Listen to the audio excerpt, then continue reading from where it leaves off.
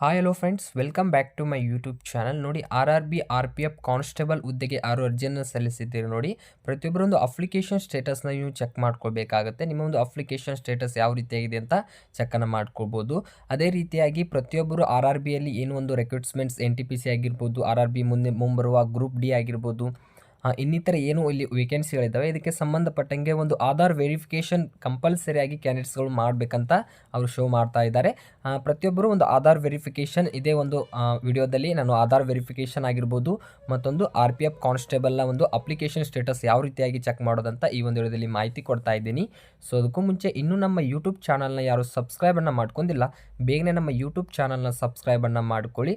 ನೋಡಿ, ಆದಷ್ಟು Telegram ಗ್ರೂಪಿಗೆ join ಆಗಿ, ನಾನು ಡಿಸ್ಕ್ರಿಪ್ಷನಲ್ಲಿ ಲಿಂಕ್ ಕೊಟ್ಟಿರ್ತೀನಿ, ಅದರ ಮೇಲೆ ಕ್ಲಿಕ್ ಮಾಡ್ಕೊಂಡು ನೀವು ಟೆಲಿಗ್ರಾಮ್ ಗ್ರೂಪ್ಗೆ ಜಾಯ್ನ್ ಆಗ್ಬೋದು. ಮುಂಬರುವ ಎಲ್ಲ ನೇಮಕಾತಿಗೆ ಸಂಬಂಧಪಟ್ಟಂಗೆ ಅಲ್ಲಿ PDF ಆಗಿರ್ಬೋದು, ಮುಂಬರುವ ನೇಮಕಾತಿಗೆ ಸಂಬಂಧಪಟ್ಟಂಗೆ ಅಲ್ಲಿ ನಾನು ಕ್ವಿಕ್ಕಾಗಿ ಅಪ್ಡೇಟ್ನ ನೀಡ್ತಾ ಇರ್ತೀನಿ.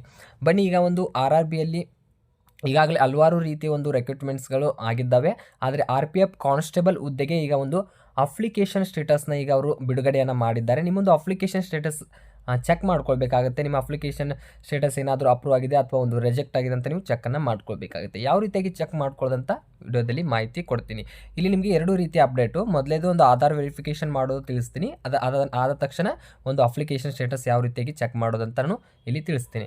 ನೋಡಿ, ಇಲ್ಲಿ ನಿಮ್ಮದು ಮೊಬೈಲ್ ನಂಬರು, ಪಾಸ್ವರ್ಡ್ ಹಾಕಿ ಇಲ್ಲಿ ನಿಮ್ಮ ಒಂದು ಇಲ್ಲಿ ಡಿಕ್ಲೇರ್ ಮಾಡಿ ಲಾಗಿನ್ ಮಾಡ್ಕೊಳ್ಳಿ. ಈ ರೀತಿ ಡಿಕ್ಲೇರ್ ಮಾಡಿ ಇಲ್ಲಿ ಲಾಗಿನ್ ಮಾಡ್ಕೊಳ್ಳಿ. ನೋಡಿ, ಲಾಗಿನ್ ಮಾಡಿದ ತಕ್ಷಣ ಪ್ರತಿಯೊಬ್ಬರಿಗೂ ಯಾರ್ಯಾರು ಕ್ಯಾಂಡಿಡೇಟ್ಸ್ಗಳಿಗೆ ಒಂದು ಆಧಾರ್ ವೆರಿಫಿಕೇಷನ್ ಅಂತ ಈ ಒಂದು ನೋಟಿಫೈ ಬರ್ತಾ ಇದೆ. ಇದನ್ನು ನೀವು ವೆರಿಫೈ ಮಾಡಲೇಬೇಕಾಗುತ್ತೆ. ಕಂಪಲ್ಸರಿಯಾಗಿ ಯಾರು ಒಂದು ಲಾಗಿನ್ ಮಾಡ್ಕೊಳ್ಳಿ. RPF ಕಾನ್ಸ್ಟೇಬಲ್ ಹುದ್ದೆಗೆ ನೀವು ಅರ್ಜಿಯನ್ನು ಸಲ್ಲಿಸಿಲ್ಲ ಅಂದರೂ ಈ ಒಂದು ವೆಬ್ಸೈಟ್ನ ಓಪನ್ ಮಾಡ್ಕೊಂಡ್ರೆ ಅಲ್ಲಿ ಆಧಾರ್ ವೆರಿಫಿಕೇಷನ್ ಅಂತ ಒಂದು ನಿಮಗೆ ಆಪ್ಷನ್ ಬರ್ತಾ ಇದೆ. ಇದನ್ನು ಕಂಪಲ್ಸರಿಯಾಗಿ ಮಾಡಲೇಬೇಕಾಗುತ್ತೆ. ಇದನ್ನು ಮಾಡಲಿಲ್ಲ ಅಂದರೆ ನಿಮಗೆ ಅಪ್ಲಿಕೇಶನ್ ರಿಜೆಕ್ಟ್ ಆಗೋ ಚಾನ್ಸಸ್ ಇರುತ್ತೆ. ಅದಕ್ಕೆ ಪ್ರತಿಯೊಬ್ಬರು ಲಾಗಿನ್ ಮಾಡ್ಕೊಂಡು ಇಲ್ಲಿ ಆಧಾರ್ ವೆರಿಫಿಕೇಷನ್ ಅಂತ ಒಂದು ಆಪ್ಷನ್ ಬರುತ್ತೆ. ಇದನ್ನು ಯಾವ ರೀತಿಯಾಗಿ ವೆರಿಫಿಕೇಷನ್ ಮಾಡ್ಕೊಳ್ಳೋದಂತ ನೋಡ್ಕೋಣ. ನೋಡಿ, ಮೊದಲೇದಾಗಿ ಈ ರೀತಿಯಾಗಿ ಬಂದ ತಕ್ಷಣ ನಿಮಗೆ ಇಲ್ಲಿ ಜನರೇಟ್ ಆಧಾರ್ OTP ಅಂತ ಒಂದು ಆಪ್ಷನ್ ಇದೆ. ಇದ್ರ ಮೇಲೆ ಕ್ಲಿಕ್ ಮಾಡ್ಕೊಳ್ಳಿ. ನೋಡಿ, ಇದ್ರ ಮೇಲೆ ಕ್ಲಿಕ್ ಮಾಡಿದರೆ ನಿಮಗೆ ನಿಮ್ಮ ಒಂದು ಆಧಾರ್ ಕಾರ್ಡ್ನಲ್ಲಿ ಯಾವ ನಂಬರ್ ಇದೆಯಲ್ಲ ಆ ನಂಬರ್ಗೆ ಒಂದು OTP ರಿಶ್ಯೂ ಆಗುತ್ತೆ. ಆ OTPನ ನೀವು ಇಲ್ಲಿ ಹಾಕಬೇಕಾಗುತ್ತೆ. ಹಾಕಿ ಇಲ್ಲಿ ಡಿಕ್ಲೇರ್ ಇದೆಯಲ್ಲ ಈ ಡಿಕ್ಲೇರ್ ಬಾಕ್ಸ್ನ ಕ್ಲಿಕ್ ಮಾಡ್ಕೊಂಡು ವೆರಿಫೈನ ಮಾಡ್ಕೊಳ್ಳಿ. ಈ ರೀತಿಯಾಗಿ ಒಂದು ಆಧಾರ್ ಕಾರ್ಡ್ OTP ಹಾಕ್ಕೊಂಡು ನೀವು ಕೆಳಗೆ ಸ್ಕ್ರೋಲ್ ಮಾಡಿ ಇಲ್ಲಿ ವೆರಿಫೈ ಅಂತ ಆಪ್ಷನ್ ಇದೆ ನೋಡಿ, ಇದ್ರ ಮೇಲೆ ಕ್ಲಿಕ್ ಮಾಡ್ಕೊಳ್ಳಿ. ನೋಡಿ, ಇದ್ರ ಮೇಲೆ ಕ್ಲಿಕ್ ಮಾಡಿದರೆ ಯುವರ್ ಆಧಾರ್ ವೆರಿಫೈಡ್ ಸಕ್ಸಸ್ಫುಲಿ ಅಂತ ಬರುತ್ತೆ. ಹಿಂಗೆ ಕಂಪಲ್ಸರಿಯಾಗಿ ಪ್ರತಿಯೊಬ್ಬ ಕ್ಯಾಂಡಿಡೇಟ್ಸ್ಗಳು ಬರಲೇಬೇಕಾಗುತ್ತೆ. ಇಲ್ಲಾಂದರೆ ನಿಮಗೆ ಅಪ್ಲಿಕೇಶನ್ ರಿಜೆಕ್ಟ್ ಆಗೋ ಚಾನ್ಸಸ್ ಭಾಳ ಇರುತ್ತೆ.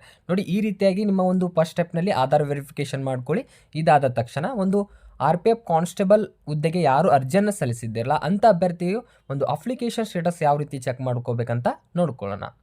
ನಿಮಗೆ ಈ ರೀತಿಯಾಗಿ ಬಂದಿರುತ್ತಲ್ಲ, ಇಲ್ಲಿ ನಿಮಗೆ 3 ರೀತಿಯ ಆಪ್ಷನ್ಸ್ಗಳು ಇರ್ತವೆ. ಒಂದು ಆನ್ಲೈನ್ ಅಪ್ಲಿಕೇಶನ್ ಆಗಿರ್ಬೋದು, ಒಂದು ಅಪ್ಲಿಕೇಶನ್ ಹಿಸ್ಟ್ರಿ ಅಂತ ಇರುತ್ತೆ ಅಲ್ಲ, ಇಲ್ಲಿ ಅಪ್ಲಿಕೇಶನ್ ಹಿಸ್ಟ್ರಿ ಅಂತ ಆಪ್ಷನ್ ಇದೆಯಲ್ಲ ಇದ್ರ ಮೇಲೆ ಕ್ಲಿಕ್ ಮಾಡ್ಕೊಳ್ಳಿ.